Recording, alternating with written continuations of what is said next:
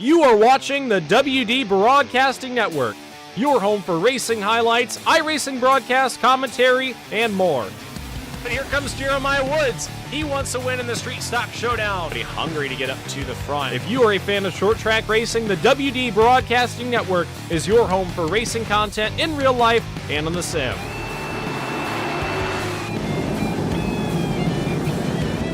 Follow the WD Broadcasting Network on Facebook, Instagram, and TikTok. And don't forget to hit that red subscribe button on YouTube to never miss an upload.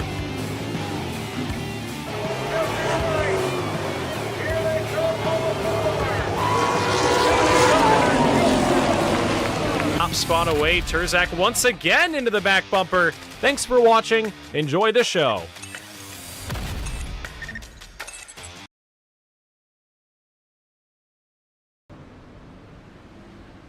Good evening, ladies and gentlemen. Welcome back to the WD Broadcasting Network. Back again for the second round of the YourBigPlans.com 500 Sprint Car Tour Sim Series. I am joined once again by my co-host for this season, Cody Geyer. Cody, up in the broadcast booth. Last week we saw a pretty exciting race at North Wilkesboro. What do you think we've got in store this week at Southern National? I mean, you take the same drivers and you put them on a track much tighter than what we saw at North Wilkesboro last week. Southern National, a smaller track, high banked, not as wide. I think we're in for a great show tonight.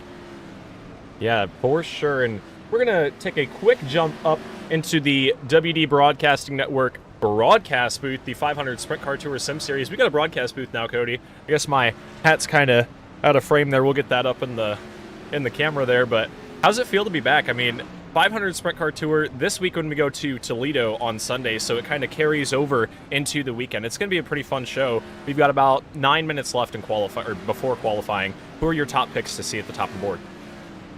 I mean, got to go with last week's winner, Jatson Masinko. You know, driver on the real-life side of the 500 Sprint Car Tour, a former Rookie of the Year with the series. Led all 50 laps at North Wilkesboro last week, and he's got to be the easy one to beat. Yeah, for sure, and he's coming off of a top 3 in the Silver Crown Series at Gateway, so he's got some momentum coming into this race. He's going to be a heavy hitter for sure, but one driver that I've got my eye on, Zach Catalone, he was our Super Series champion in the Leave the Pack iRacing League, and he put on, I mean, he was one to beat every single week, if not the best car, he was the second best car. So he's going to be one to beat. He's the top of the board right now in practice. So him, Masinko, and Schaefer, I mean, me and you both right there, 1-2. Yeah, and also got to look at Connor Knowlton. Set fast time in last week's race at North Wilkesboro. Jeffrey Stanton as well, who finished runner-up behind Masinko and ahead of Knowlton. And we're on week 2, and after tonight, we'll really see who's going to be the ones to beat for the championship come later this season. Yeah, this is the first track where we're really going to branch away from. Last week, we were at Wilkesboro, and there's a lot of room at Wilkesboro. You get to carry a lot of throttle time. Southern National, I don't know if these guys are really going to get full throttle, so it's going to be fun to see those drivers make that adjustment to go to this smaller track. I told them in the drivers' meeting, give each other room. It's going to be a battle between, track position, but also keeping your car clean. And one mistake can put you out of the race. So it's going to be a battle of endurance, but also keeping the car at the front. Yeah, you made a big point with that in the drivers' meeting. And also for checking up whenever you see a crash in front of you.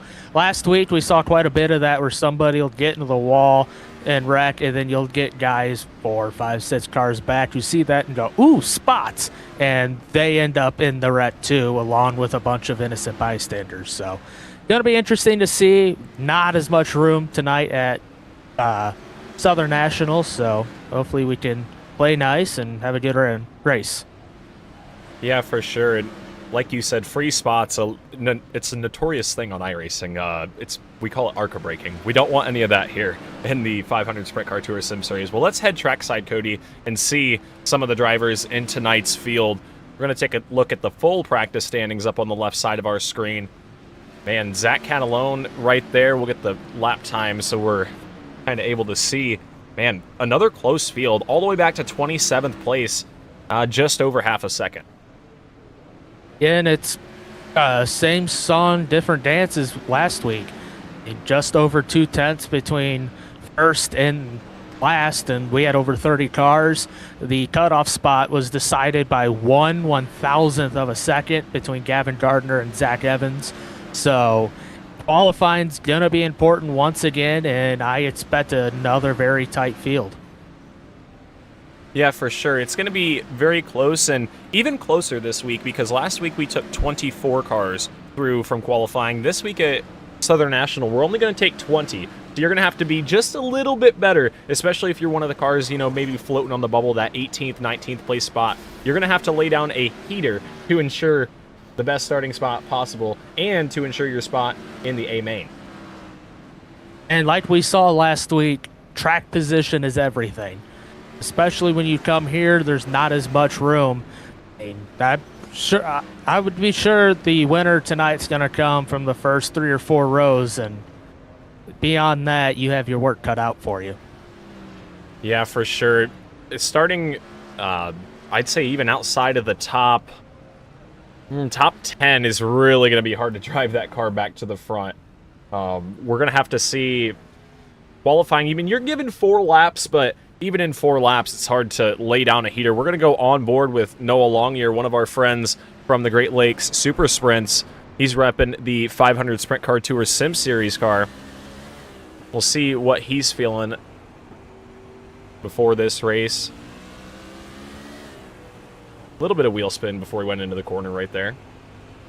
Yeah, and he's one who didn't qualify as well as he wanted to, but was having a good run in the race last week before getting taken out in a wreck.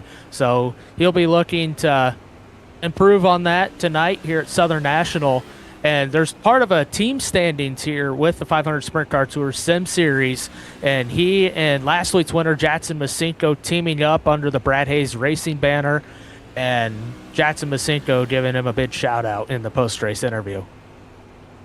Yeah, the two of them, I know they did a lot of practice before this season started, and they were able to gauge their pace off of one another. It's really nice to have a teammate in a series like this where you can bounce that lap time off of one another, kind of know where you stand, because this is a very competitive field like we've seen. You have to know kind of what you're working with before going in, whether or not you need to put more practice in or if you're maybe comfortable. And also, the sprint car is one of the original cars on this service, but it's also a very niche division here on iRacing. So any practice you can get and any extra help you can get as well is always helpful. Yeah, that's a great point you bring up there, Cody. The sprint car, a lot of people don't know, it's very underappreciated on iRacing. There's not a lot of official action going on for it as far as ranked racing goes. There's a couple, I don't know if you'd call it leagues, but there's some fellas, including Jeffrey Stanton, currently in the 13th spot. He is a very big advocate for these cars and has been around the sprint car for a long time on iRacing, and he can tell you there's only a couple nights a week you can get those cars to go official, and the guys that have that limited seat time definitely have the advantage because you kind of know what the car is going to do over a long run. You maybe have an experience slipping the tires off of the corner. We're going to see that a couple times tonight. So having that extra seat time is definitely going to pay off, especially later in the race. Yeah, and here with the 500 Sprint Car Tour Sim Series, you do have a couple drivers entered here tonight that you'll see at Toledo on Saturday, such as Jackson Masinko, then Rylan Gray, driver of the Tom Brewer-owned 64 in the 500 Sprint Car Tour. He's currently 5th on the practice charts. And then Davey Hamilton Jr. is also signed up. I'm sure he'll make an appearance when possible later on in the season. So it's cool to get that representation from the real world here onto the iRacing service with the sprint car. Yeah, and even not just the sprint car and not just the 500 Sprint Car Tour, we've got some other drivers that have some seat time in real life, including driver on screen right now, Andrew Bogues. He's going to be racing at Kalamazoo Speedway on Friday night in a wing sprint car, so all kinds of real-life representation here in the 500 Sprint Car Tour Sim Series. We're about 50 seconds away from qualifying, Cody. Man, the times are pretty tight up at the top of the board. Do you think anybody goes faster or slower than that 12.235? I think we picked it up last week. Yeah, I think we picked it up as well last week, and I think we'll pick up once again. Exactly how much we picked up, I'm not sure. But even with the pickup, I think this field's going to get tighter. Yeah, for sure. It's definitely going to be a very close field. And given 4 laps, like I mentioned last week, some drivers will run out all 4 laps. Some drivers won't. You'll maybe run 2 laps, kind of get a feel for the car, and then reset and try it again on that 3rd and 4th lap. You get kind of a buffer those first couple laps, a mulligan, if you will. That's different from what you'll see Sunday afternoon at Toledo, where you do get that mulligan for qualifying, and with times, if the field is tight as it is, it's going to play a big role. For sure. As the checkered flag is out here on our practice session, we'll take a look at our practice results real quick as we head into qualifying. Zach Catalone, his first start this season. It's going to be pretty fun watching him. He's our defending champion here in the Leave the Pack iRacing League. Well, not defending champion, but defending Super Series champion, if you will. So he's definitely going to be a heavy hitter here in qualifying. As first driver makes their way out, it's Andrew Bogues in the 17. We'll see what he can do on lap number 1. Yeah, and Bogus competed in last week's race, was moving his way through the field, but then got caught up on one of those accidents and was forced to retire early. Yeah, and unfortunately, that is going to be kind of not necessarily the theme. We don't want it to be the theme of the series, but it's definitely going to play a big role. Your wreck avoidance skills, your positioning on the racetrack, if you can keep yourself in the right spot at the right time, you can have a good run, but you're definitely not going to want to be mired back, probably outside the top 15. And you can see he had a very high entrance there in 3 and 4.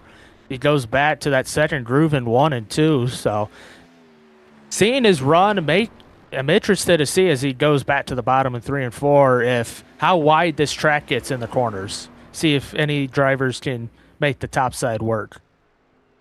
Yeah, we'll see. I think we'll see the top side come into play a little bit later on. I don't know if we'll see it become a top dominant racetrack. As you see Andrew Bogus right there, 6th quick with his laps, but quicker is Zach Catalone in the 79. He went fastest of the night so far. Yeah, Jonathan Schaefer sitting in 2nd, the former winner in the Cars Tour, and Jeffrey Stanton sitting in 3rd after runner-up last week. So, and interesting to see Jackson Masinko all the way down in 8th in qualifying after running 2nd in practice. Yeah, didn't have the best of runs there in qualifying, and that's going to be the thing all season long. You're going to have to be consistent qualifying or practice to qualifying, as right now we look at the battle for that transfer spot. Right now, Brandon Atkinson holds it, but just barely. He is the transfer spot trying to improve as he just got bumped out, Kyle Terzak to P2. Yeah, great lap put down by Terzak after a struggle in last week's race, and now puts Cy Bowen on the bump spot. Atkinson into the show on lap number 4. 12.519. The bubble, a 12.584. Just barely 0.4 off.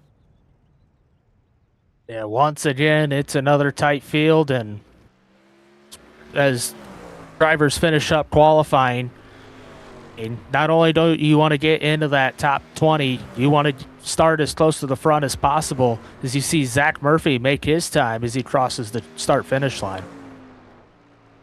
Yeah, gets the white flag right there across the stripe, and spins it out of 4. He's currently 27th quick out of the show. So I think he may have one more lap. I think he was actually on lap 3 there. He may have one more. Josh Batista, another driver that I mentioned earlier on, one of those guys that runs the official Sprint Car Series, has that seat time. I'm expecting to see him up in the top 5, but we'll see what he can do coming around to complete lap number 2.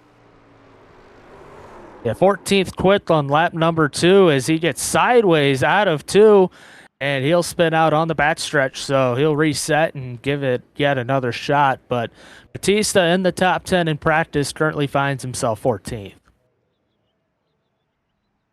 Yeah, he's safe for right now. I don't think we really have anybody else finishing up their laps. I think Zach Murphy comes across the stripe right there.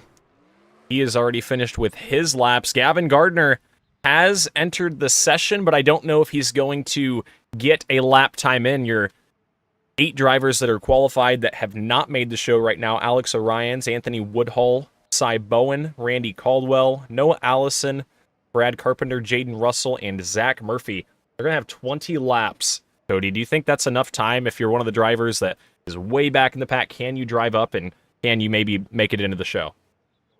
I think it's definitely a possibility, especially, 20 laps, that's still plenty enough time for something to happen in front of you, and hopefully pick up a few free spots that way. And if not, if you're starting 8th, you only have to get to 4th to make your way into the show. Yeah, for sure. We're going to take a word from our fast qualifier here, jump up into the broadcast booth. We'll get Zach Catalone, our fast qualifier, our most recent champion in the Leave the Pack Super Series, defending champ, quick time here tonight. Zach, how's it feel to be back? First off, in the WD Broadcasting Network booth. Second off, at the top of the board. Not too bad. It's pretty sketchy on that lap. Pretty loose going in. Just kind of got to pucker up and hope you don't wreck. Yeah, for sure. It's going to be a battle of keeping the car straight, but also keeping everybody back behind you. It's going to be pretty tight throughout the field, but then also lap cars. How quickly do you think you're going to get to the lap cars? What lap? If it goes green within like 15 laps, but we'll have to see if it goes green enough to catch lap cars. And while you have 75 laps, what's it going to take to get it done tonight? Hold the lead the whole time, which is the plan. I am going to be on full go. I ain't even going to let someone get a chance to try to make a move on me. No saving. All right. I like to see it. Hey, if we go green 75 and you're in that mindset, somebody may be able to save back behind you. It could be exciting, but great qualifying run, Zach. We wish you luck here in the A main, and hopefully we get to talk to you later on. Yeah, hopefully. Hopefully it's a good race. All right. Well, that was your fast qualifier, Zach Catalone. Cody, this is going to be a fun race. We've got the B feature rolling out onto the track now. Who's your pick to make it in? We've got top 4 going to transfer. We'll meet our starting lineup. Alex Orion's on the pole. Anthony Woodhull, your front row. In row 2, it'll be Cy Bowen in the 17 and Randy Caldwell in the 47. Noah Allison in the 24. Crown Vic racer on the real life side of things, going to be rolling off 5th. Brad Carpenter going to start from the 6th spot in the 31. Jaden Russell going to start 7th. And Zach Murphy in the 29 going to round out our field. And it looks like Gavin Gardner in the 55 also made the show here. Rolled it off the trailer just in time for the B feature. And we are underway for 20 laps, taking the top 4, Cody. That is out of 2. What? Oh, and we got a car in the wall. Lap 1 down the backstretch, and that'll bring out the yellow. Tough break for Orion's. Yeah, Alex Orion's, he was your pole sitter. Started in that top spot. We're going to go back and look at that replay. The KG Media replay here. Get it out of 1 and 2. He was your leader on the bottom. I don't think there was any contact. I think maybe just had a little bit. Oh, maybe there was contact. Was that the 17 of Cy Bowen that he tagged, or was that a different? That was the 17 of Cy Bowen. That looked like out of 2. As we'll see another replay here. Going through 1 and 2, and then Bowen got a huge run on the inside and looked like he just had too much of a run going out of 2 and got into the back of Orion's. Yeah, and that sucks for the 9 car. He had the top spot, had the track position to get it done there, but unfortunately gonna be without a left front after the first caution flag of the evening. Randy Caldwell going to assume the lead after that one, as Bowen in the 17 did drop to the tail, tapped out, which is a gentleman thing to do.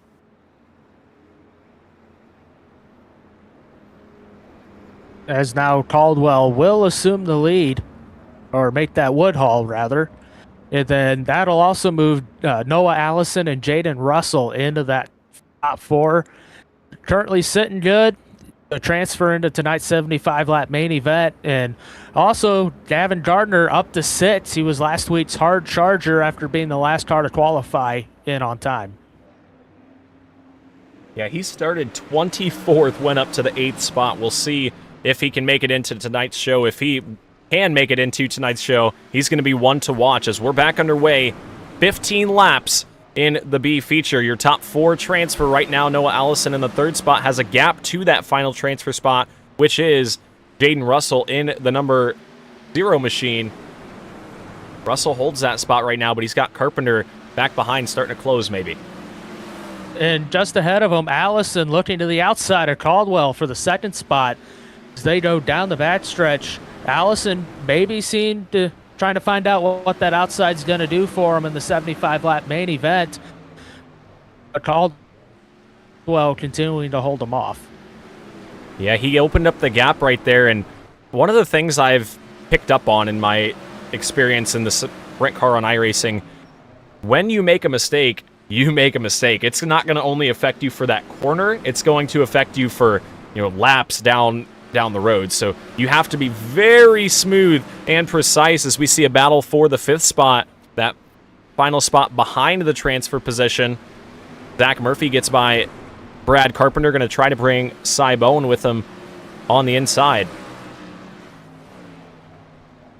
Yeah, that's all going for spots outside of the transfer. Is Cy Bowen trying to, and we got a car around, it's Murphy.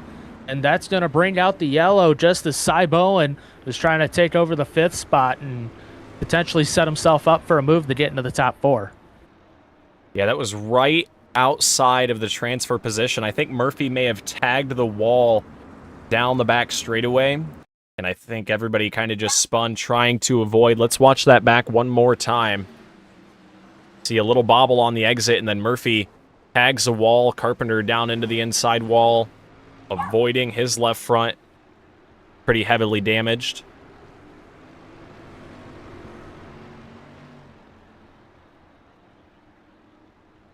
Unfortunately for both, able to keep it rolling and continue. That's going to make their chances at getting into tonight's show even harder as the laps are counting down, and that'll move Cy Bowen into 5th, just one spot outside of the transfer.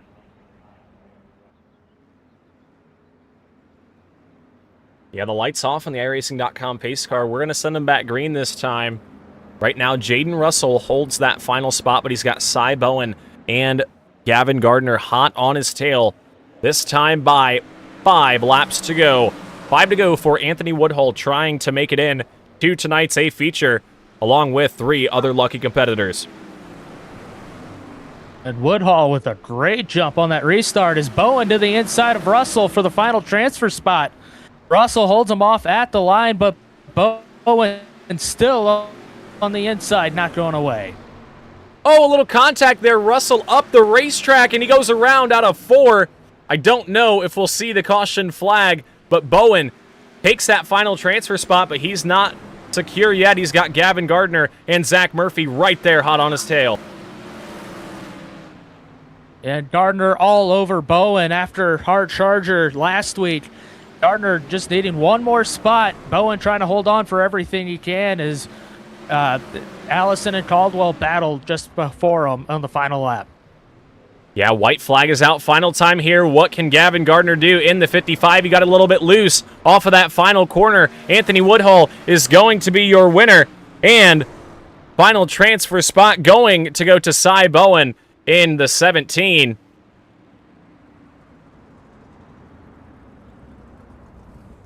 Bowen in the 17, your winner. Or final transfer spot, I should say. Anthony Woodhull, your winner. Randy Caldwell, second. Noah Allison, third. Cy Bowen. Those final 4 transfer spots. And now, Cody, an exciting, well, I guess not an exciting, but a relaxing warm-up before we kick off tonight's 75-lap feature. I mean, after that short little preview race in the B feature, what are your keys for tonight's race? I think the keys are, one, staying out of trouble, and then also just find the opportunities to make passes when you can. It's a tight track. It's pretty one groove dominant to this point, so you got to set up those passes and take them when you can. Yeah, for sure. You're definitely going to have to follow whatever line is moving. We'll follow a drone cam here. We see some of the drivers in tonight's field. Jackson Masinko getting those final warm-up laps in. He's looking to go back-to-back and looking forward at the schedule. We head to Lanier and Nashville. If he were to win tonight, he's going to start from the back at Lanier as he goes for a ride right there in turn 3. But if he wins tonight, he starts at the back at Lanier. We have a rule in leave the pack. If you win 2 in a row, you go to the tail. What an adventure that would be for him at Lanier. Yeah, and Lanier, another track very similar here to Southern National, just a lot less banking. So starting from the tail at Lanier, it's going to be a difficult time getting your way through the field. But Masinko starts 8th tonight, so he has some work ahead of him to find his way to victory lane here at Southern National and worry about next week when it comes. Yeah, for sure. He's got his work cut out here tonight. We'll look at our qualifying results one more time. Once again, there is no invert of any sort, nothing like that to shake things up throughout the field. So where you qualified is where you will start. How about Noah Longyear, P5 in the 18? Yeah, he had a great qualifying run tonight. He's starting a lot further forward than he did last week, and he had a strong run last week coming from further in the pack, so it'll be interesting to see what he can do from the top 5. Yeah, for sure. A couple things I'm taking away from this. Masinko, like we were talking about, qualified 10th. Knowlton finished 3rd last week. He qualified 13th, so he's going to have to come from deep in this field as well. Last week he had a starting spot on the front row. He's going to have his work cut out here tonight. Look at our starting lineup. And starting on the pole, making his first start of the season, it's Zach Catalone in the 79. And to his outside with a great qualifying run, it's the 15 of Kyle Terzak. In the second row on the inside, it is going to be Jonathan Schaefer, driver from the real-life side of things. Not in the sprint car, but he's got plenty of experience in Cars Tour and open-wheel stuff along those lines. To his outside, iRacing sprint car veteran, it's going to be Jeffrey Stanton. Row 3, we were just talking about him. In the 18, he's actually the producer of the 500 Sprintcast. It's Noah Longyear, and to his outside in the 75, it's Christian Peterson. Row number 4 on the inside, the birthday boy here tonight. Happy birthday to your 7th place starter, Carter Hollingsworth. To his outside, number 64, you'll see him at Toledo Speedway on Sunday. That's going to be Rylan Gray. A pair of real-life sprint car drivers in row 5. The 17, it's Andrew Bogus, and to his outside, last week's winner, Jackson Masinko. Row number 6, starting on the bottom, the driver out of Mishawaka, Indiana, his spotter on the real-life side of things. That is a 29 of Brian Tedeschi. And to his outside, that's a 26. That is Matthew Rogers. Starting in 13th, it'll be last week's 3rd place finisher, Connor Knowlton. And to his outside, a veteran here on the iRacing sprint car side of things, it's Josh Batista. In the 15th starting spot, you'll see him Friday night at Kalamazoo Speedway behind the wheel of a front-wheel drive. That's Matt Eldsey Jr. And to his outside, Graham Huffman in the number 5. Connor Lee in the 88 going to roll off 17th. I got to finish this lineup quick. Atkinson 18th, Woods 19th, Caleb Burge 20th, and your 4B main transfers as we go through the restart zone. We're underway at Southern National. And that outside line got a big jump as we're out of 2. Longyear just behind him. Somebody got sideways down the backstretch, but we stay clean and green. Yeah, heck of a save right there by all of those drivers to make it through the first set of corners. As we head down the back straightaway for the second time, they're 3 wide. Andrew Bogus to the inside of Carter Hollingsworth. I believe that is Christian Peterson up to the outside as a couple drivers out of shape. Man, chaos here in these first couple laps. Yeah, and we got a battle for the lead starting to brew up front, but here right around the edge of the top 10, getting wild as Terzak leading the way over Catalone. Yeah, Jackson Masinko up into the 8th spot already. We do have a battle heating up for the race lead. Kyle Terzak got the jump on Zach Catalone, but loose out of 4. That's going to open up the outside lane for the 79 of Zach Catalone. Yeah, Terzak holds on for now, but Catalone all over Terzak. Schaefer and Lanier waiting to strike to see what happens here with these top 2 drivers. Yeah, good run out front right now. 4-car breakaway. Jeffrey Stanton holds the 5th spot. Or sorry, Rylan Gray in the 64 holds the 5th spot. Jeffrey Stanton wants it in the 94. He's got Andrew Bogus to his inside in the 17, looking for that 6th position. Yeah, Bogus, an active driver here early. Now he's got the 24, Masinko, just behind him. As just ahead of him, Noah Lanier trying to take over the 3rd spot. Yeah, Longyear looked to the inside that time, down into turn number 1. Jonathan Schaefer in the 91 shut the door, is back behind him. Bogus continues to work that 94 machine of Jeffrey Stanton. All of this happening just outside of the top 5 for the 6th position. And looks like it might stick this time. Meanwhile, up front, Schaefer looking to the outside of Catalone for the 2nd spot. Meanwhile, Catalone, and we have a caution. Carter Hollingsworth hard into the inside wall. Yeah, and somebody there, I think, tagged the outside wall. I think that was Anthony Woodhull, winner of your B feature. He tagged the wall after the fact as well. Carter Hollingsworth with big damage in the number 28. The right front off of that race car. Let's look at what happened. I think the 75 of Connor Knowlton was the one that initially had went around. Let's watch what happened one more time.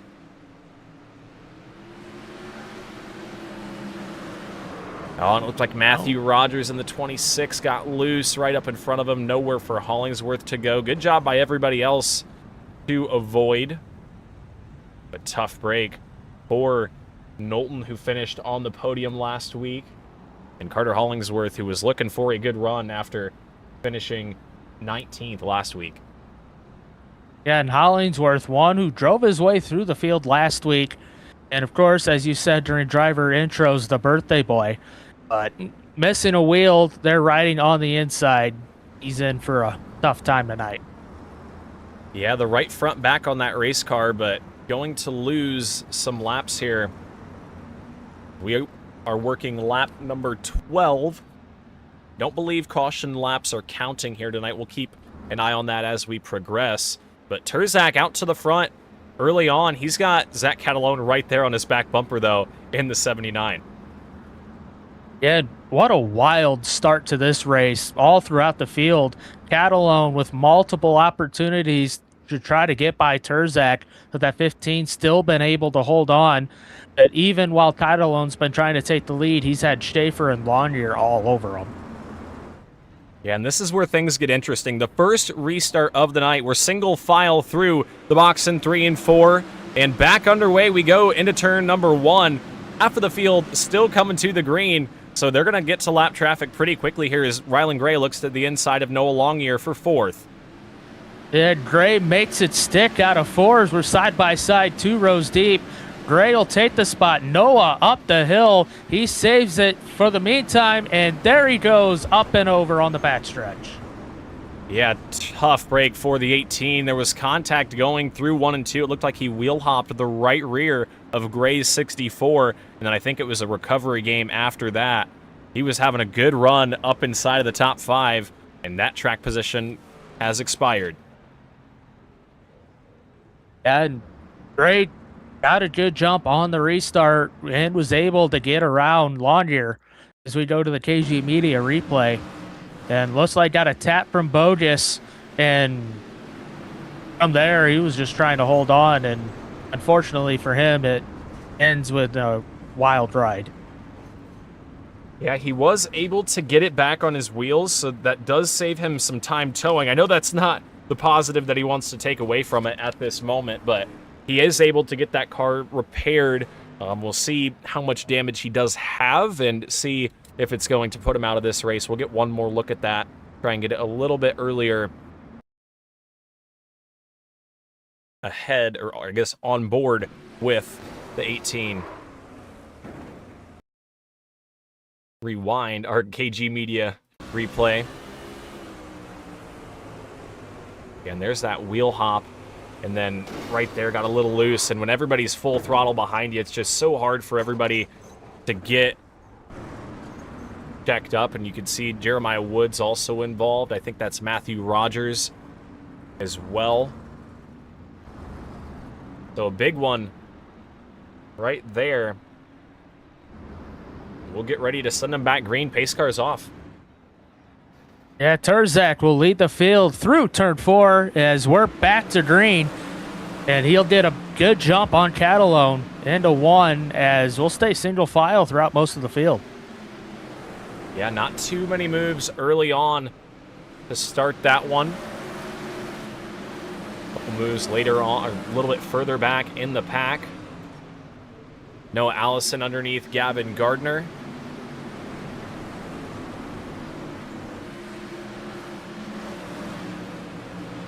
Cinco underneath Stanton. That's for the 6th spot. Move the 24 just shy of that top 5. Yeah, just ahead of him, Bogus to the inside of Ryland Gray for 4th. He'll take that spot as behind him, Masinko and Stanton, last week's top 2 finishers, now battling just outside the top 5. Yeah, and actually on this restart, Zach Catalone has taken the race lead away from Kyle Turzak. The 79 got the jump there at the beginning of that restart, and back behind, I believe that's Brian Tedeschi on the outside lane, on the outside of Brandon Atkinson. Atkinson able to work by. Now Tedeschi and Burge battle for that top 10 spot. Tedeschi, one of the only drivers out there trying to make it work. So far, not so well. It's just ahead of him. Masinko to the inside of Stanton once again for 6th. Looks like he may have the spot going out of 4. Yeah, Masinko having to work really hard to get that spot away.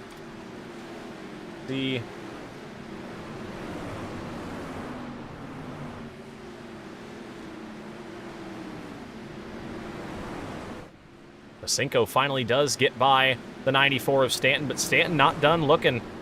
He takes a peek to the inside, but Masinko shuts the door. And they're coming up on another 500 sprint car to a regular, Ryland Gray. That'll be for a spot in the top 5. As so far, it's about to become a 4-car battle for 4th as the 17 of Bogus starts to fall into their clutches.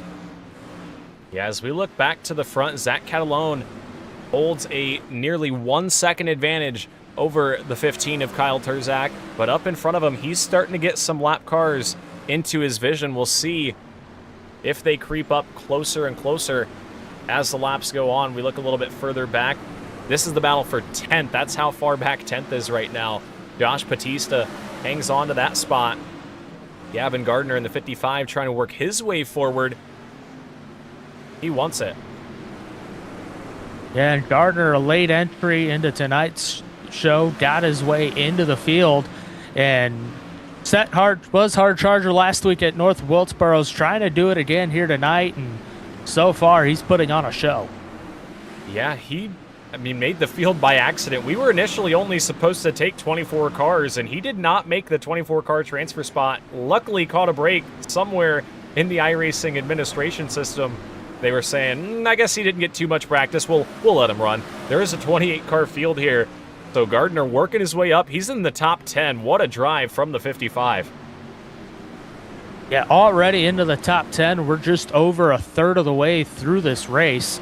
If we get another caution here soon, he might be one that'll be in contention for the win here before the end of this one. Yeah, if he can maintain those tires, they don't have a set in the pits, so he's got to keep the right sides cool, but if he can leave something on there for the final 20 laps, he could be a heavy hitter late in this one. As we tune into the battle for the 4th spot, they're kind of moving up the racetrack, Cody. Yeah, and Ryland Gray able to take that spot away from Bogus, and Stanton worked his way back around Masinko, and now is trying to get his way into the top 5 as they work heavy lap traffic here. And the track's starting to open up. We're starting to see a second, and in Stanton's case, maybe even a 3rd group forming. Yeah, right there through 3 and 4, they're definitely up past that 2nd groove. It's almost like there's a traction compound up there because everybody almost fearful to drive down to the bottom, it looks like, as Andrew Bogus looks to the inside of Jeffrey Stanton once again for the 4th spot. Gray going to shut the door. Stanton still trying to make his way into the top 5. We got 3 cars all nose to tail tank. Cinco not far behind. And they're all doing this while battling through lap traffic. But meanwhile, Zach Catalone continuing to lead, and that lead now hovering around 3/10 over Terzak. Yeah, Terzak keeping him close. He's up in that 2nd lane. Catalone still holding that bottom lane through both sets of corners. We'll see what that does to the cars over the long run. Terzak able to hold the momentum up on that outside lane, but right now half a second back, just trying to keep the 79 in his grasp right now. And I'm wondering what that'll do to the tires, as we got a couple lap cars just ahead of our 4th, 5th, and 6th place drivers. Oh, check Jeremiah that. Woods up into the wall right there. That was a lap car. Schaefer was able to get by, sent that whole group by, but they are lined up behind this 91 car. Everybody wants that final spot on the podium, Cody. Yeah, what was a 4-car battle for 4th is now a 5-car battle for 3rd, as Schaefer looks like he's just trying to hold on at this point with Gray, Bogus, Stanton, and Masenko all behind him. Yeah, Stanton to the inside of Andrew Bogus, goes back down to the bottom lane, not all the way down to the bottom, kind of in that 2nd groove, leaves a lane to the inside, using every bit of room that these guys are willing to give him as he pulls ahead nearly a moment there off of 2. As we've got cars all kinds of scattered. I was watching the tower going crazy. Josh Batista in the 20, I think, had trouble. He falls all the way back to the 17th spot. As we watch that battle up front, Cody, things are crazy in the mid-pack. Yeah, this is starting to look like little 500 traffic. It's just how many cars are all nose to tail tank and just how crazy it's getting. As we still have a battle here for 4th, as Stanton trying to get by Gray as we go under yellow. Not sure what happened there. I think Noah Allison in the 24 may have had an incident. He reset that car. He's down pit road. Let's see what happened to the driver of the 24A.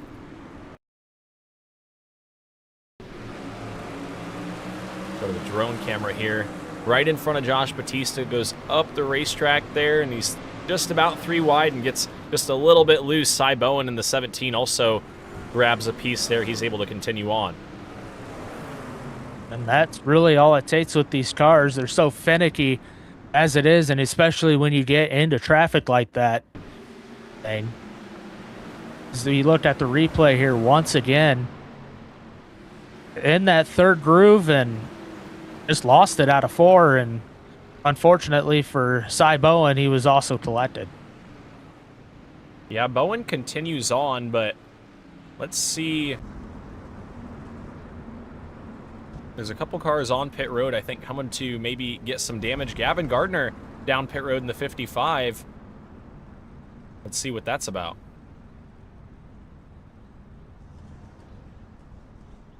Gardner like making his way, had worked his way into the top 10 after arriving late, wasn't able to qualify. And like you stated earlier in the broadcast, he didn't make his way into the field, just something with the iRacing admin system got him in. And sometimes it's better to be lucky than to be good, and he had worked his way into the top 10. Yeah, unfortunately, with caution laps not counting, he's not going to lose any positions on pit road there if he can make it back out, and it looks like he will as the lights go back off in the iRacing.com pace car. Zach Catalone, Kyle Terzak, this is going to be a dogfight for the top spot as we go back to green with just over 25 laps to go. A slow start. Yeah, green didn't come out there, it looks like. I think the yellow got extended. There must have been some kind of... Someone must have been stopped on the back straightaway, it seems like, because usually when that happens, especially that late, it's somebody trying to get into the right spot in line, and iRacing throws the caution. It's similar to what you see in real life.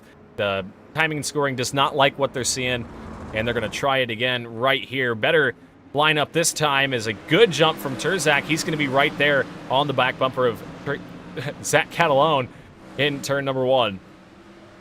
And Terzak lost the lead on the final restart, looking to get it back as we go side by side, 2 rows deep, near 3 wide, down the front stretch for 4th. Masinko to the inside, trying to get a 2-for-1 special, and he will out of 2. Yeah, Masinko got the 2-for-1 down to the inside, up into the 4th place spot, looking for more as he gets to the back bumper of Jonathan Schaefer. Jeffrey Stanton back to the 7th spot in the 94. And that'll put Bogus back into the top 5. Ryland Gray, Jeffrey Stanton just behind him. As Stanton all the way down by the wall as Masinko to the inside of Schaefer for 3rd. He'll take the spot as front row Masinko coming alive late. Yeah, Masinko up to the 3rd spot. Schaefer was all kinds of sideways out of 4 that time. That's going to put him back into the clutches of these drivers hungry for a podium. Jeffrey Stanton, Andrew Bogus, Brandon Atkinson right there as well in the 15. He's come up into the top 5. He's driving forward with 26 laps to go now. And Gray looking to the outside of Atkinson, trying to find his way back into that top 5 as he's lost a couple spots in the restart. But meanwhile, Christian Peterson also trying to move his way up the field. Yeah, a couple drivers up a significant amount from their starting spots. Brandon Atkinson started 18th in this one. He's up into the 7th place spot, trying for more underneath Ryland Gray, as he's got Jeffrey Stanton and Andrew Bogus continuing to battle side by side up in front of him. Yeah, Gray currently tied to a tree stump there on the outside, is giving up spots since that restart, is just in front of him. Stanton and Bogus battling, see who's going to be in the top 5. Yeah, those positions shuffling so much, the tower almost can't even keep up. They're back and forth so much as we've got a caution. Zach Murphy in the 29 around on the front straightaway. This looks like a single car incident as he's back up and going, but man, did that get exciting there on that restart as we're down in the final 25 laps. We'll look at the KG Media replay. Yeah, was battling just outside of the top 10. Looks like got down to the inside and was a little bit sideways. I think that was the 81 of Anthony Woodhull that he tagged. Woodhull did a nice job of recovering, though. Kept it off the wall. Yeah, and that's contrast to what we saw at North Wilkesboro last week.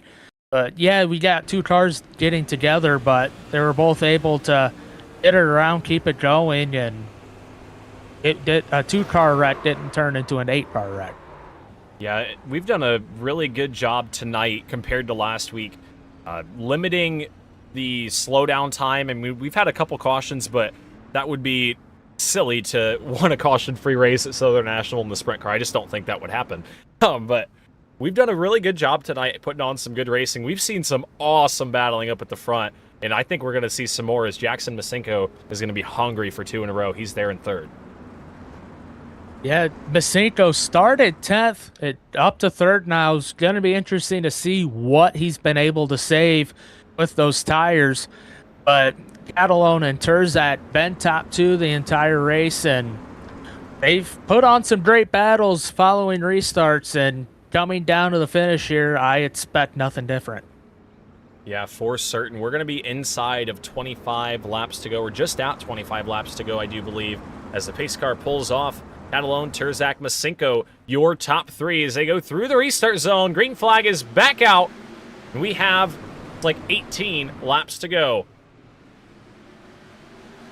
As Catalone holding on to the lead, Terzak tried to look to the inside. Catalone slams the door shut. Is the top 3 trying to break away from the rest of the field? We got a battle for 5th as well. Yeah, Bogus and Stanton continue side-by-side action. Man, those two have seen each other's right and left sides almost this entire race. As here comes Masinko. Thought about the outside on Terzak there. Going to slip back into line and try to set up a better move into turn number 3. And Masinko trying to make it 2 in a row as Bogus takes over the 5th spot. Make that the 4th spot as Masinko trying to get on the outside of Terzak in 3. Yeah, Masinko trying all kinds of different moves, trying to pull the hat trick on Kyle Terzak to see if he can go top to bottom on corner exit, but looks like Terzak doing a good job defending right now. That 15 definitely has some company in his rear view. And it's very similar to what you'd see at Anderson in real life, where the trailing driver will try to start on the outside as we are under yellow once again. Yeah, caution flag flies there. I didn't quite see what happened, but let's look one more time. Try to see if we can't get a better look at that.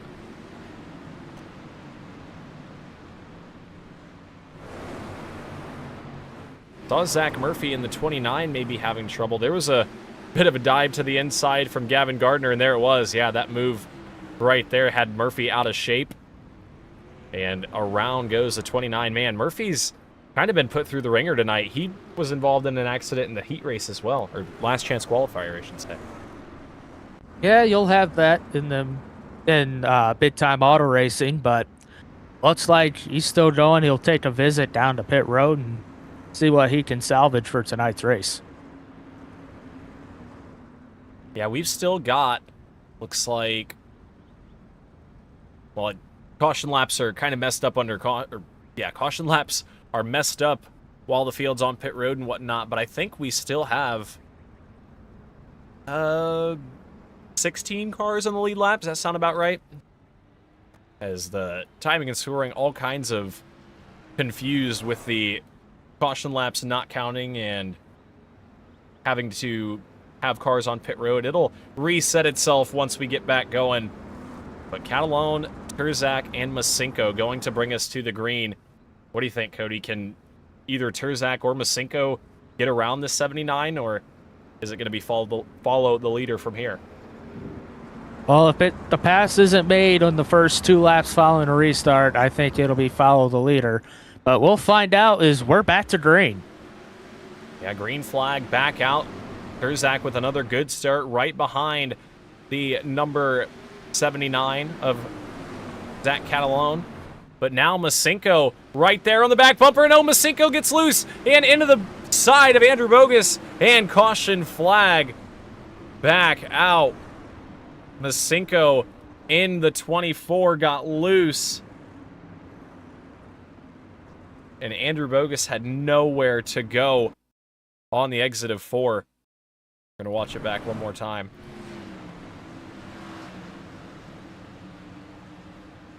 It looks like Masinko got slowed up in 3 and 4, and that allowed Bogus.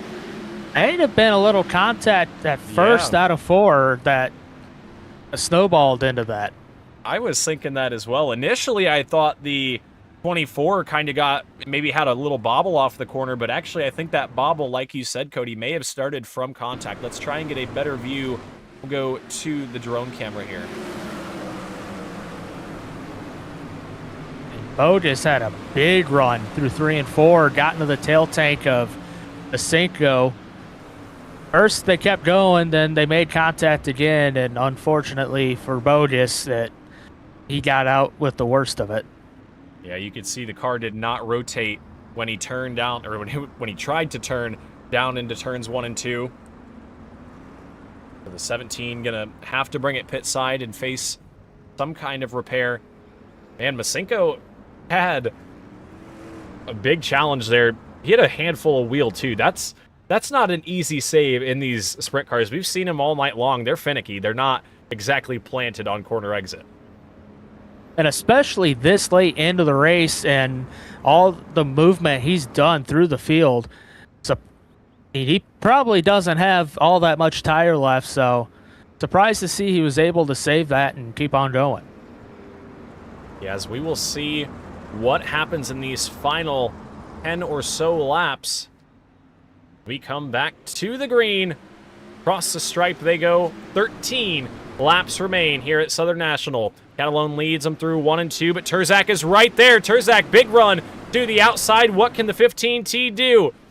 Oh, he gets sideways. He's got to hang on to it. What a save by Terzak, but that'll allow Masinko to get a second. Now Terzak chasing the 91 of Schaefer for the 3rd spot. What a save for Terzak, even though that's going to cost him. Yeah, not what he wanted to do, but glad he held on to it for sure. He gets a chance to race on. He's going to try to do the crossover move on Jonathan Schaefer, but Schaefer pulls back out. He's back onto the podium. Brandon Atkinson's found himself into the top 5, but how long will that be as Christian Peterson to the outside for the 5th spot? And man, my eyes are on that number 24. Can Jackson Masinko reel in your race leader, Zach Catalone, used to saying Tracy Petter. Leave the Pack fans will recognize that one, but 8 laps to go across the line. Terzak back up into the 3rd spot, gets around Jonathan Schaefer as Brandon Atkinson is right there for 4th. Terzak trying to make his way back to where he was, and caution is back out. Something on the backstretch, and we got a car on its lead. Yeah, we saw a couple cars going by, but that was just the beginning. Josh Batista up and over in the 20. Let's take another look at that with our KG Media replay. We've had a lot of those here tonight. He was running outside of the top 15. And I think Brian Tedeschi in the 29 just got loose up in front of him, and man, that was a tough one. Had nowhere to go and instantly up and over. Yeah, at that point, you're just along for the ride. I mean, Batista didn't do anything wrong, as we'll see here in the in-car. Out of 2, Tedeschi just got loose, brushed the wall, and Batista had nowhere to go. Yeah, the closing rates in these cars extremely fast, especially when you have somebody wiggle like that in front of you.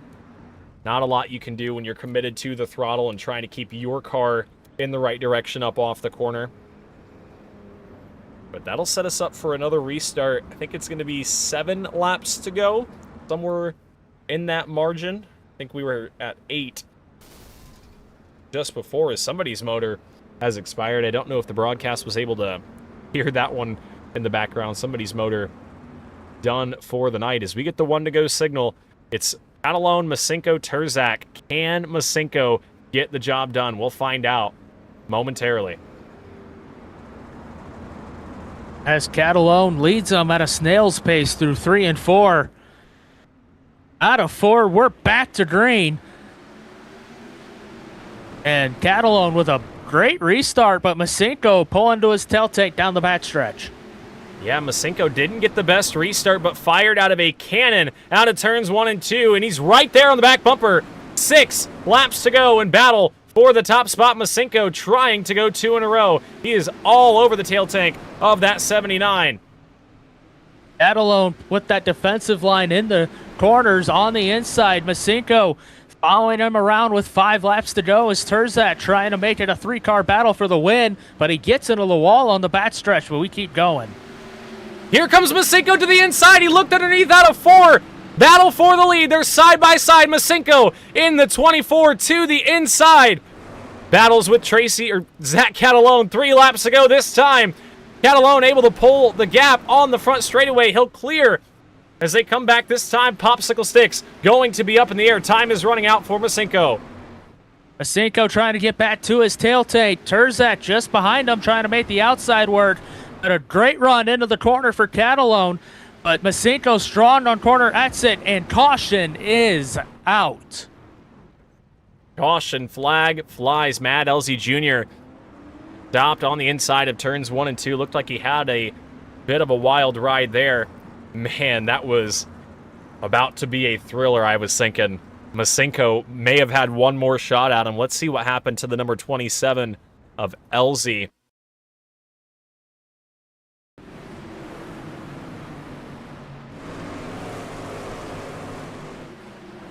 Looked like they wrecked in front of him. That's the 3 of Caleb Burge. And another incident like we saw with the number 20 of Josh Batista. Hopped over and just straight into the wall on his lid. And that's probably going to put the nail in the coffin for the 27. He'll pull it pit side, see what kind of damage he's got.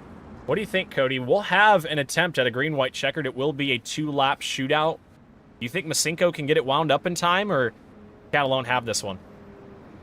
I think 2 laps, it's going to be difficult. I think if Masinko has a shot, it will only be 1 opportunity, and it'll be on that final lap. I mean, like we saw in that last restart, it took a couple laps for Masinko to get going and pull even with Catalone. So turns 3 and 4 coming to the checkered might be his only opportunity. Yeah, it's going to be intense as the lights drop on the iRacing.com pace car. Didn't know we were going to have an M&M moment here tonight, but Jackson Masinko has one shot and one opportunity on this final restart. Let's see what happens and see if Catalone can hold him off or if Masinko can get the job done.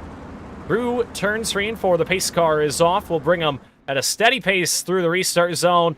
And for what could be the final time, we're back underway for 2 laps. Masinko with a strong start. He'll go down the backstretch. Catalone leading the way into 3. Masinko gonna follow him through as they come to the white flag. Final time down into turns 1 and 2. Masinko's going to have one more shot at it here. He needs a good run out of turns 1 and 2. Into 3 and 4. Masinko going to look to the top and try and cross him over underneath. It's not going to happen. Zach Catalone wins at Southern National as they wreck behind him coming across the line. But Zach Catalone holds off Jackson Masinko. Masinko, man, he gave it everything he had. Great effort from that 24 machine. But Zach Catalone, your winner. Kyle Terzak comes home 3rd. Brandon Atkinson 4th. And Jeffrey Stanton rounds out the top 5. Man, Cody, that was an exciting race at Southern National. A lot different than I think what a lot of us expected. As Zach Catalone going to burn it down in turn number 1. Yeah, it had a very clean first half of the race, and we had some great racing throughout all 75 laps, and I thought if it would have went green to the end there with whenever we went back to green with 7 or 9 laps to go, I thought we were in for a great finish, but green-white, it was a green-white checkered that settled it, and Zach Catalone with his first win of the season.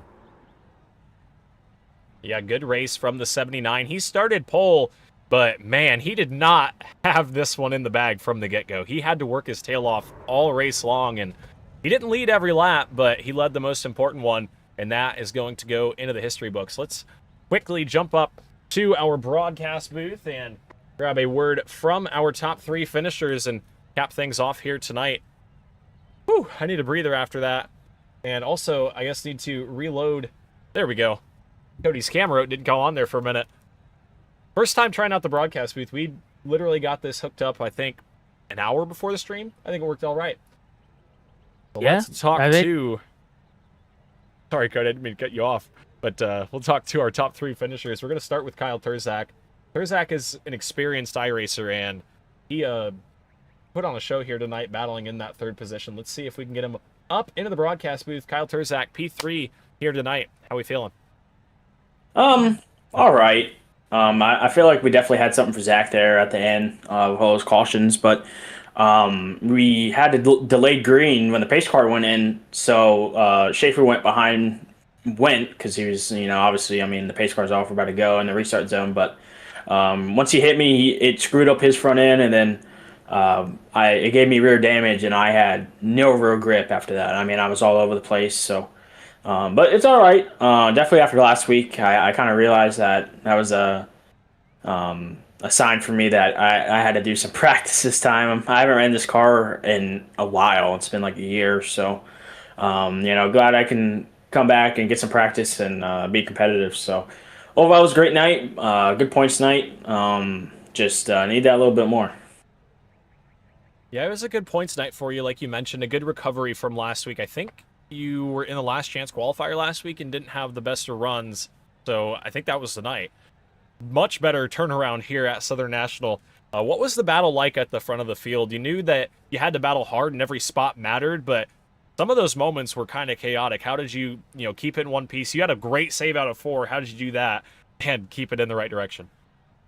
Yeah, honestly, I knew that the sprint car is all about being consistent, right? I ran this car a couple, like I said, a year or 2 ago for points, and we had a really good thing going. And I haven't ran this car, so I was just honestly with the fix setup. I feel like we were actually this week was actually a lot better.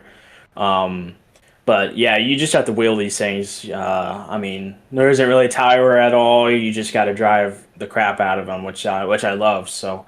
This car is really racy, really chaotic, especially up front, with all these Jackson, Zach, Atkinson.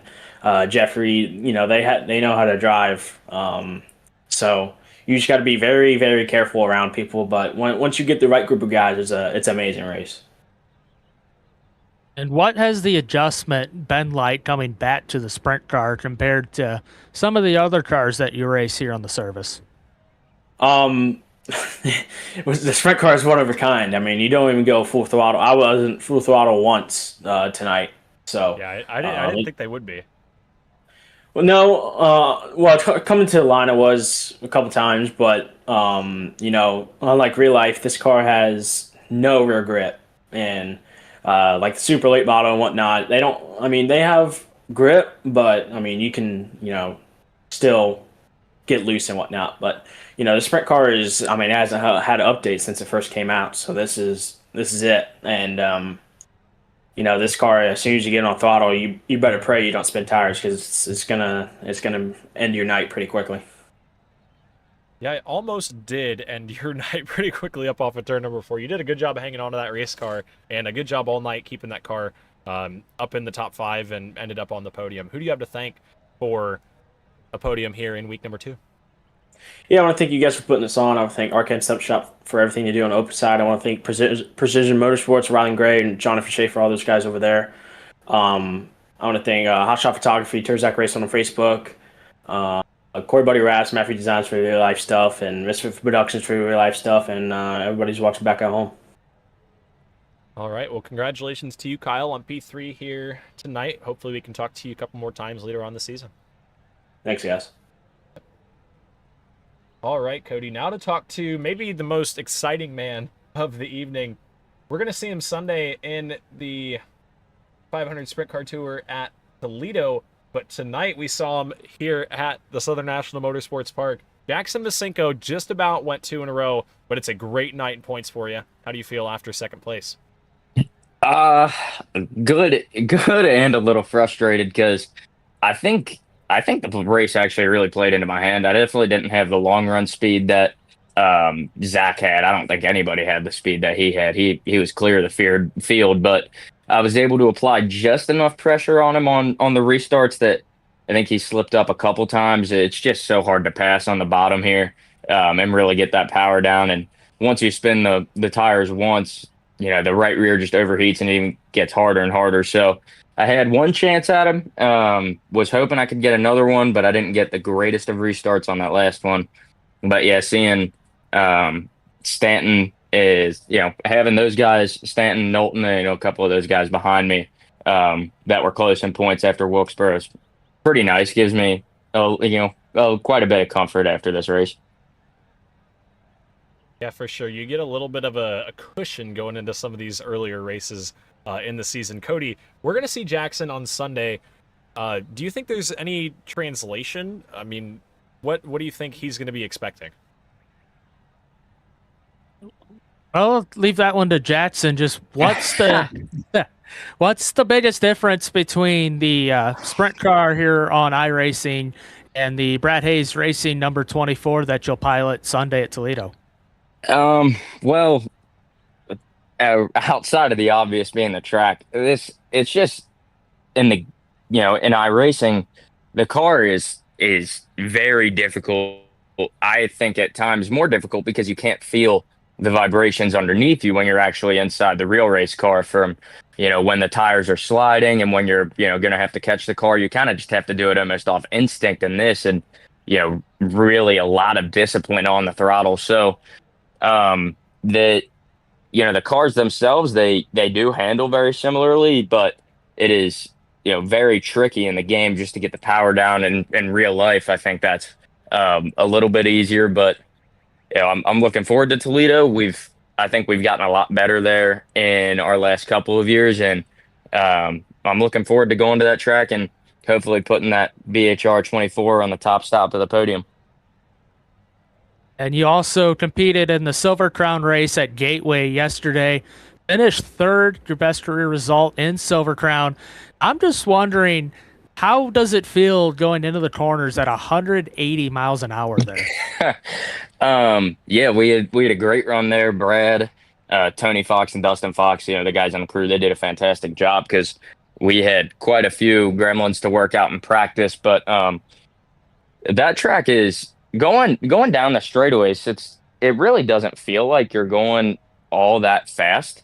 Um, just strictly because, you come out of the corner and you look down the straightaway and it looks like it's a mile until the next turn. So it really doesn't feel like you're going all that fast until you go into three or you go into one and you've realized, oh crap, I've overstepped my marks. Then you get a little tense and start getting a little squirmy. But no, that was a blast. That was a fun race. It's always fun to run there, and hoping to keep the momentum up that myself and the Brad Hayes Racing team are starting to build. Yeah, well, if you work down, I mean, yesterday you finished third. Today you finished second. I mean, Sunday. I Something's mean, gotta it's be kind of won. it's kind of counting Yeah. down. So, before we let you go, Jackson, who do you have to thank? I know you thanked a couple guys on the team, but who else do you have to thank? Gets this 24 to the racetrack and here on iRacing week in week out helps you do what you do. Well, certainly, like I said, I already mentioned my team, Brad Hayes Racing, Tony Fox, Dustin Fox, but you know, all my sponsors, Brockman Signs, JTM Food Group, William Lang and Sons Ironworks, American Scaffolding, Ron's Bruce, Brogan Oil. Um, they provide such a large they've been through such a large part of my racing journey through go-karts, midget cars, and up till now, and it's been really awesome always having those guys. Oh, Jay Owens Wealth Planning as well, having those guys on board. It's just a lot of fun to interact with them. And yeah, I'm hoping to get a good weekend at Toledo here on Sunday with the sprint car.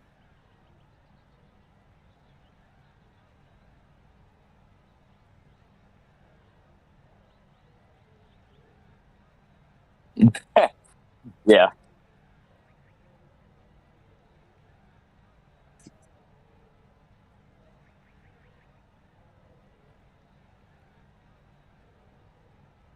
I was just talking on stream and nobody even heard me. But anyways, good luck to you at Toledo this weekend, Jackson. Hopefully you can put on a show. It's my first time there to see sprint cars, so I'm pretty excited. Hopefully you can have a good run.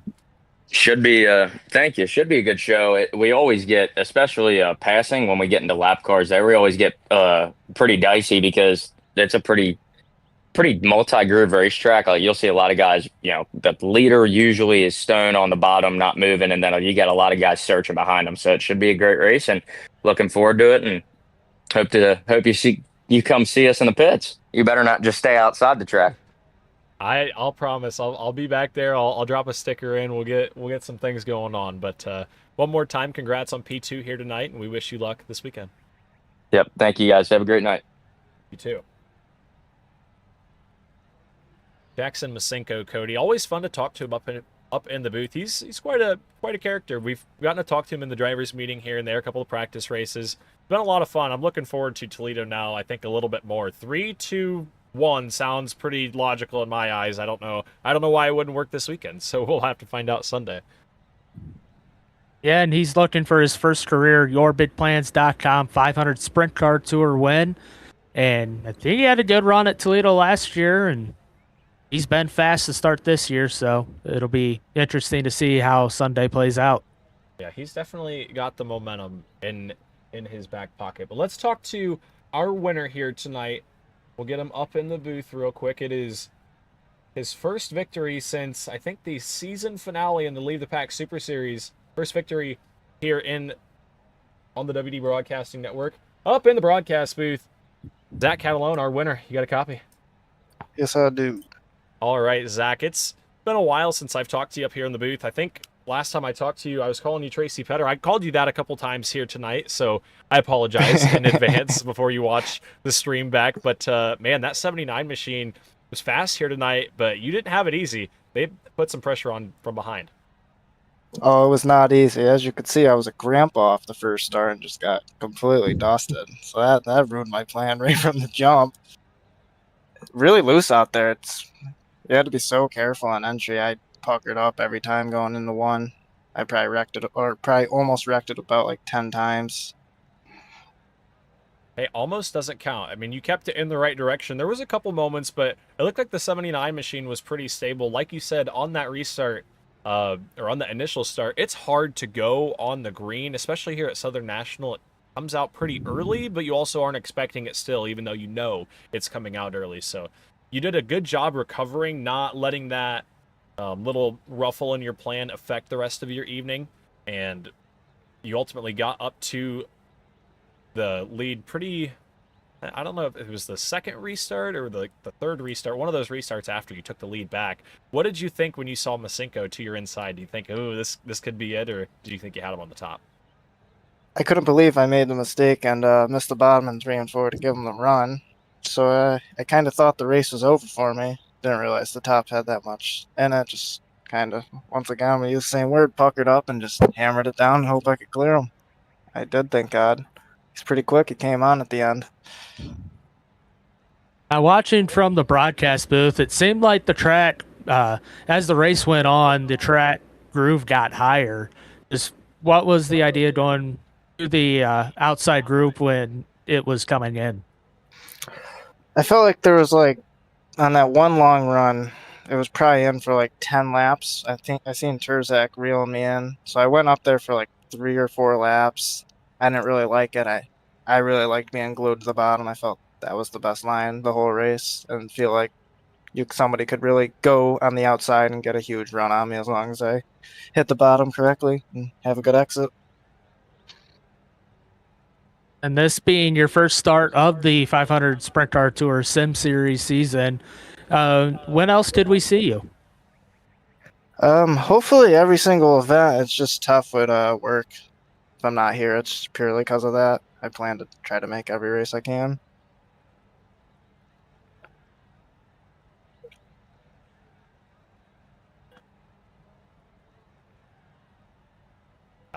I did it again. I'm talking to nobody on the stream. We'll try this one more time. Good win here tonight. We've got Lanier next week. It's a little bit close to Southern National. It's a close quarters, but it's more of a momentum track. What do you think heading into Lanier? You better be able to run the outside. That track, the outside's going to come in, and you're not going to be able to pass low. So better get real good at running that outside. Yeah, it's almost, I compare it to Kalamazoo. I know I could probably get some hate for that, but I compare it to Kalamazoo, especially the visual of it. It kind of looks like Kalamazoo, and even when I apply that mental kind of high arc into 3-line, using up the top like you were saying, it kind of drives like that. So I'm really excited to see how these cars drive there. There's not going to be a lot of throttle time. You're going to have a lot of patience up on corner exit, but like you said, I think the top side's definitely going to come in. Yeah, it's kind of unfortunate because if there was a bottom dominant track, you'd be able to set them up, get it run, go low. But maybe it'll change lanes and the bottom will come in at some point. So we'll just have to see. Maybe a long green run will help. For sure. Well, before we let you go, Zach, who do you have to thank for victory here in the yourbigplans.com 500 Sprint Car Tour Sim Series? Well, we'll thank Hutter Engines for the big power in the car, and we'll thank you guys for broadcasting, and EPI for good setups. All right. Well, congratulations, Zach, on your victory here tonight. Hopefully we can see you throughout the season, like you said. But one more time, congrats on the big W. Thank you. You're welcome. All right, Cody, let's let's review our finishing results here. We will jump out of the broadcast booth and look at the results, which are already up on screen for you guys. Zach Catalone, our winner. Jackson Masenko's second. Kyle Terzak third. We just talked to him. Brandon Atkinson, he started 18th up into the top 5. Stanton comes home 5th. Jonathan Schaefer 6th. Christian Peterson 7th. Rylan Gray 8th. Good performance from him. We'll see him Sunday at Toledo. Do you think, what do you think the 64 car can do? Is 8th place enough of a momentum booster for Toledo? I mean, it's a good start. Was rookie of the race last year at Toledo, had a good run. So looking to build off his run last year going into Sunday. Yeah, rookie of the race. I think there was a decent amount of rookies. I'm not as educated as you are with the 500 Sprint Car Tour. I probably should be. But being there for the second time, you do have that kind of familiarity. I think that's how you say it, familiarity. with the racetrack, so he's going to have a better look at it. But good finish from Rylan here tonight into the top 10. Randy Caldwell comes home in the 9th spot. Connor Lee 10th. Gavin Gardner 11th after that B main transfer on accident. Brian Tedeschi 12th. Zach Murphy 13th. Jeremiah Woods 14th. Brad Carpenter 15th. Matt Elsie Jr. 16th. Anthony Woodhull 17th. Josh Batista 18th. Caleb Burge 19th. Andrew Bogus rounds out our top 20, and I'll let you take us home, Cody. Well, if I can get the results up. There we go. And Cy Bowen finishing 21st. 22nd was Noah Allison. 23rd, Jaden Russell. Noah Longyear with a good run at the start. He'll finish 24th. Then Matthew Rogers, Carter Hollingsworth, Connor Knowlton, and Graham Huffman rounding out the field. Yeah, it was a good night here at the Southern National Motorsports Park. We've got a good schedule looking forward. Lanier and Nashville, our next 2 races, Cody. Like I said, Lanier kinda like Kalamazoo. It's kind of going to be a hometown race for us. What are you feeling going into Lanier? Do you think we'll see some green flag racing like tonight, or will they bring the chaos back? I mean, you'll probably get a good mix of both. I mean, Lanier, I think you have a little bit more room to race, not as banked. So I'm looking forward to Lanier next week and seeing what it has to offer. Alrighty, well, I think that's going to wrap it up for us here tonight, folks. Thank you guys for watching the WD Broadcasting Network.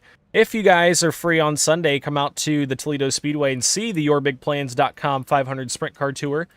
Their second points race of the season. It's going to be an exciting one, Cody. I mean, I've never been there. What should I expect, and what should the fans expect going into Toledo? In Toledo, a fast half mile, see some blazing speeds with really any division that you'll see at Toledo. I think we'll have a good field of cars once again, and the 3 previous winners, Cody Swanson in 2023, Tyler Rohrig in 2024, driving from, I think it was 9th or 10th, outside the invert, the redraw, and then Bobby Santos going to victory lane last year. So got a big day of racing at Toledo Sunday. Got the 500 Sprint Car Tour there. The Vors Compact Touring Series will be there. The Mount Canyon Midgets will make their first ever appearance at Toledo. They'll be on the 5th mile there in the front stretch and infield, and then the local factory stock division as well. But if you can make it, head out to Toledo Speedway Sunday afternoon for the YourBigPlans.com 500 Sprint Car Tour. If you can't make it, it'll be live on Racing America. Yeah, I'll be there watching, and I'll probably have Racing America on my phone for replays. It'll be a maximizing experience on Sunday. I'm really looking forward to it, though. Last time I went to Toledo was the Glass City 200 in 2025, and the cornering speeds there are just insane. Those cars have a lot of speed in the straightaways, and they don't really lose it going through the corner. I mean, they're cooking around that little half mile, so I'm excited. We had a good race here tonight to push us into Sunday, so thank you guys for watching. Thank you, Cody, for joining me up here in the booth, and we hope to have a good race next time. But one more time, thank you, fans, for tuning in to the WD Broadcasting Network. I'm your host, Winston Deal, alongside Cody Geyer. Make sure to follow both of our Facebook pages.